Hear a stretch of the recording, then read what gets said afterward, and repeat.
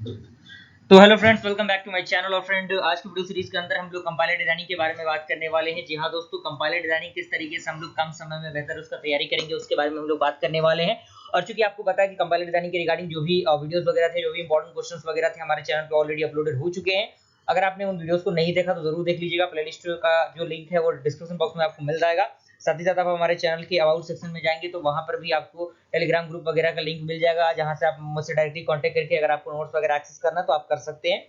तो compiler designing की हम बात करें तो कंपाइलर डिजाइनिंग आपका इलेक्टिव पेपर होता है, जो कि अलग अलग कॉलेज में अलग अलग सब्जेक्ट पढ़ने रहते हैं इलेक्टिव पेपर में। तो basically most of the cases compiler designing ही पढ़ने रहते हैं 6 सेमेस्टर के अंदर।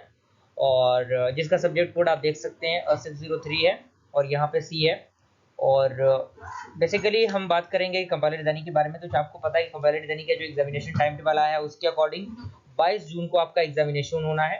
22 जून को आपको एग्जामिनेशन होना है इस कंपाइलर डिजाइनिंग के सब्जेक्ट का। तो मैंने मान लिया कि अप्रोक्सीमेट आपके पास 23 डेज बचे हुए हैं कंपाइलर डिजाइनिंग के एग्जामिनेशन में। और आपको क्या करना है, सबसे पहले मैं हर एक वीडियो सीरीज में आपको बताता हूँ कि आप अपने एक टाइम टेबल को सेट कीजिए।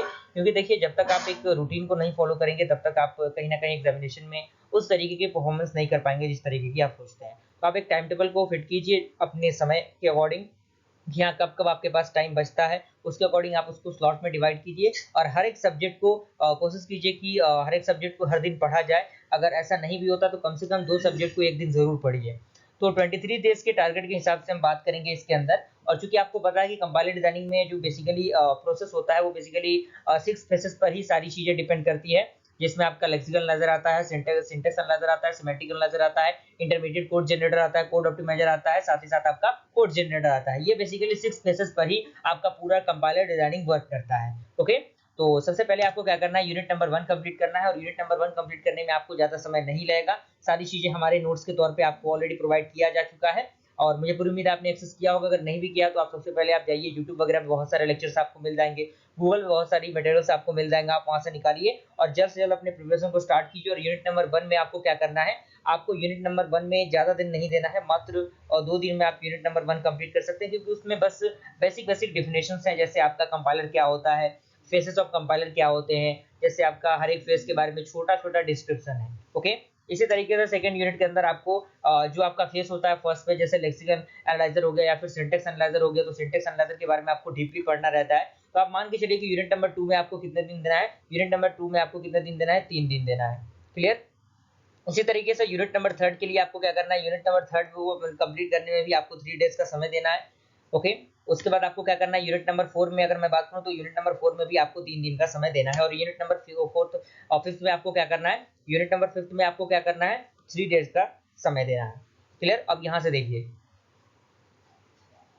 यहाँ से आप देखिए कि 14 डेज में आपको जो पूरे कंटेंट है वो कंप्लीट हो चुके हैं। यानी यहाँ से मैं मान के चल रहा हूँ कि 14 दिनों के अंदर अंदर, मान लीजिए कि 14 दिनों में नहीं आप कंप्लीट कर पाते हैं, कुछ चीजें मिस हो जाती हैं, तो 15 दिनों का टारगेट हम लेके चलते हैं कि 15 दिनों में आपने क्या किया, पूरे कंप्लीट नोट्स को कंप्लीट कर लिया और सारी चीजों को आपने लिख लिया। जो भी ये लिखने वाले प्रोसेस जो आपके पास बचा हुआ है उन सारी चीजों को आपने अच्छी तरीके से कर लिया। तो आपका मेन प्रायोरिटी क्या होना चाहिए, ऐसा नहीं करना है कि जैसे आपने मान लीजिए कि यूनिट नंबर 2 आपने यूनिट नंबर 1 कंप्लीट कर लिया, यूनिट नंबर 2 में आपने मूव किया, तो यूनिट नंबर 2 आप कर रहे हैं तो ऐसा नहीं कि आपको यूनिट नंबर 1 भूल जाना है। डेली बेसिस पे आपको यूनिट नंबर 1 का भी रिवीजन करते रहना है।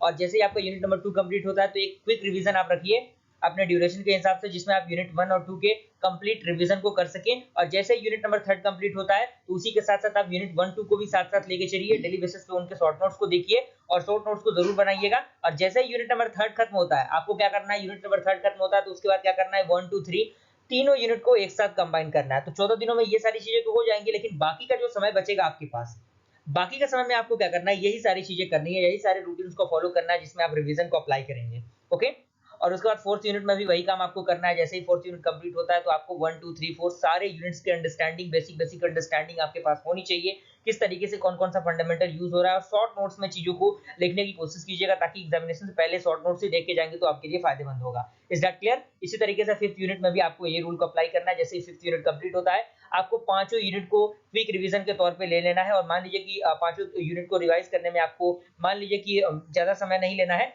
2 से 3 दिन का समय लेना है क्विक रिवीजन में। और इसके बाद भी अगर आपके पास समय बचता है तो उसके समय बचने के दौरान में आपको क्या करना है, जो भी समय बचता है उसमें आपको प्रीवियस ईयर क्वेश्चंस के सॉल्यूशन को फाइंड आउट करना है, जो कि बेसिकली जाता नहीं 2 से 3 साल के पेपर को आप उठाइएगा आरजीबीबी के वेबसाइट से, वहां से 2-3 साल के पेपर को आप उठा के रिवीजन करिएगा और जो भी क्वेश्चंस वगैरह उनको सॉल्व करिएगा और हर एक सॉल्यूशन को फाइंड आउट करने की कोशिश कीजिएगा और 100% कंप्लीट करना है चीजों को और कहीं ना कहीं बेहतर स्कोर आपको कंपाइलर डिजाइनिंग के अंदर करना है। तो मुझे पूरी उम्मीद है कि पूरा प्रोसीजर आपको समझ में आ गया होगा और वीडियो पसंद आया तो लाइक जरूर कीजिएगा फ्रेंड्स। मिलते हैं ऐसे इंटरेस्टिंग वीडियो के साथ, तब तक के लिए थैंक यू।